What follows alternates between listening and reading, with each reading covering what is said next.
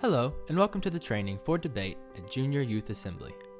I will walk you through the procedure so that you know how to get involved in the discussion throughout the event. The legislative program debates bills, which are proposed laws. Bills are debated in committees and legislative chambers one at a time. At the beginning of each bill's debate, an official will read the bill, and the bill author will have a chance to speak from the well. The well is what we call the podium at the front, and for a virtual conference, this will not be a physical well. However, staff will keep track of who has the right to speak during debate. This opening address is the time for the author to explain why they wrote the bill and why they think it should pass. Once the author is done or their time has expired, the chair will say the floor is now open for debate. Here is where the formalities come into play. All debate must go through the chair, who is the person at the front of the room with a gavel. In the Senate, it is the President of the Senate, the House has the Speaker of the House, and committees have chairmen. Once the floor is open for debate, you have to get the chair's attention. In virtual Junior Youth Assembly, you do this by using the hand raise feature in Zoom. To recognize you, the chair will say, "The chair recognizes Fulton 1, or whatever your identification says. Once you get recognized by the chair, you have options depending on what you want to do. The most common action is to ask a question to the delegate in the well. So, after you get recognized, you would ask, "Will the delegate yield to a question?" The chair will then ask the delegate, "Will the delegate yield?" And the delegate will respond, "Yes" or "No." If they said yes, you can then ask your question directly to the delegate. The person in the well can choose to say no and not answer a question if they want. So, you have to get recognized, ask permission to ask a question, and then ask your question. It is important to note that this only allows you to ask one question. If you want to ask more, you need to get recognized and say, "Will the delegate yield to a series of questions?" Then you can ask up to 3. This may seem confusing, but you will catch on in no time. Another thing you can do during debate is state a point. There are 3 kinds of points. Most common is a point of information, which is a fact you want to say about the debate. Another kind of point is a point of parliamentary inquiry, which is when you think some parliamentary procedure has been done incorrectly. Lastly, there are points of personal privilege, which pertain to personal things, like the temperature being too hot or requesting a break from session. Most of the time, you only use points of information, but all 3 are available. In order to rise to a point, you must get recognized and say, "I wish to rise to a point of information," or whatever point you wish to state. The chair will then say, "State your point."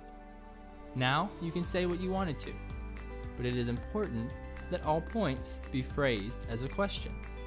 So, a point of information could sound like, "Is it not true that the 2010 census found that Atlanta is the most populous city in Georgia?"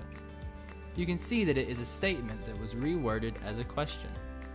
After you state your point, the chair will make a ruling and continue with debate. This procedure is the same for any type of point. Next, you can ask the delegate to leave the well. In order to do this, get recognized and say, "Will the delegate yield the well?" The delegate holding the well can either say yes or no.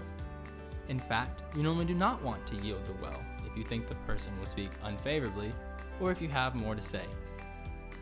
There are certain times that the chair will force you to yield the well, mainly if the floor leader asks, or if multiple consecutive delegates ask. This is in order to encourage debate or keep to our schedule. A note: even though there will be no physical well, we will still follow this procedure in order to change possession of the virtual well. Once you get the well emptied, you can choose to speak on the bill. In order to do so, get recognized and then state, "I wish to speak upon this bill." Once the chair gives you permission, you can take the well and address the crowd. From here, debate continues and you can be asked questions. Another thing you can do, only once the well is empty, is move the previous question. This basically means that you think the debate is done, so you would like to go ahead and vote on this bill. Once the well is empty, you get recognized and then say, I wish to move the previous question. This is our first chance for objections and a vote. Once someone has called to move the previous question, the chair will ask, are there objections? If you want to keep debating, raise your hand using the option in Zoom. Otherwise, there are no objections, debate is over, and you start voting on amendments. If there is even a single objection, the chair will then ask the first delegate, the one who asked to move the previous question, does the delegate move? This is basically the chair asking, are you sure? If the first delegate does not move or is not paying attention, the motion will fail and debate will continue. If the delegate does move by raising his hand, the chair will call for a vote.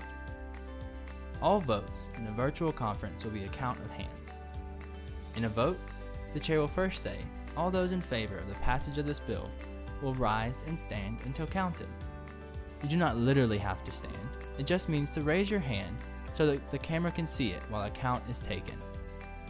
After the favorable votes are counted, the chair will say, reverse your positions. Now, the unfavorable voters will raise their hand.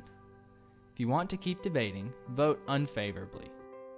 After the vote, the chair will decide which side had more delegates and pass a verdict, which will sound like, the ayes have it, therefore this motion carries. If the motion fails, debate will continue. If the motion passes, debate will be over and the bill author will have a period to sum up before final voting begins. For moving the previous question and amendments, a motion passes with a simple majority. This is more than 1/2 of all the people voting. Once a call to move the previous question passes, no matter how it passes, the bill author has a time to give a summary of their arguments. Then, you begin voting on amendments. Amendments are changes made to a bill. Anyone can file an amendment during debate on a bill. First, the amendment is read. Then, a vote is had to decide if the amendment will be passed. This is exactly the same as the previous vote. It starts with a chance for objections, then asks if the delegate moves. If there are no objections, the amendment is automatically adopted. If the delegate does not move after an objection, the amendment is automatically lost. After an objection and a movement, a vote is held, just like before, and a verdict is declared. Once an amendment has been voted on, the process continues for the next amendment until there are no more left. A note, if two amendments change the same section, the last one to pass overwrites the first one. Once amendments are done, the final question is, shall this bill pass? For the final passage of a bill, the chair will order a counted vote.